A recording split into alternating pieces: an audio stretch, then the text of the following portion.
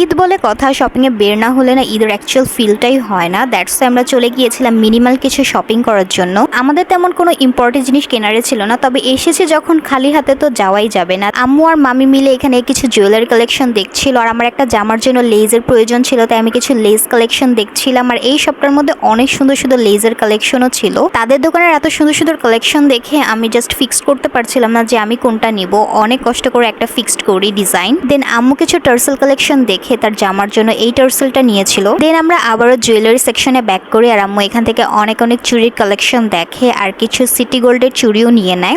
বাংলাদেশের মেয়েরা একদমই কমফোর্টেবল ভাবে গোল্ড ইউজ করতে পারে না। দ্যাটস ওয়াই মনে হয় সব মেয়েরাই এরকম সিটি গোল্ড ইউজ করে, আর আম্মু বাইরে বেড়াতে গেলে অলওয়েজ এরকম সিটি গোল্ডের জিনিসই ইউজ করে। দেন আমাদের সবার শপিং শেষ হওয়ার পর এত বেশি ফুচকা খাবার ক্রেভিং হচ্ছিল, তাই আমরা সবাই মিলে বসে পড়ি ফুচকা খাবার জন্য। আর আমরা এদিকে শপিং করতে আসলে অলওয়েজ এই সপ্তাহ থেকেই ফুচকা খাই, কিন্তু কেন জানি সেদিনের ফুচকার টেস্টটা এত পরিমাণে বাজে ছিল যে আমাদের হ্যাপি শপিং এর মুডটা একদম নষ্ট করে দিয়েছে। বাসায় এসে সব প্রোডাক্টস গুলো দেখছিলাম, আর সেদিন আমার এই লেসটা নেওয়া হয়েছিল। দেন বাসায় আসার পর এত পরিমাণে খিদা লেগেছিল, সাথে অনেক ঝাল কিছু খেতেও ইচ্ছা করছিল, তাই আর দেরি না করে কোরিয়ান স্পাইসি নুডলসটা রান্না করা স্টার্ট করে দেই। দেন এই তো আমার রান্না করাও শেষ। আর আজকের ভিডিওটা এই পর্যন্ত। ওকে, থ্যাংক ইউ ফর ওয়াচিং।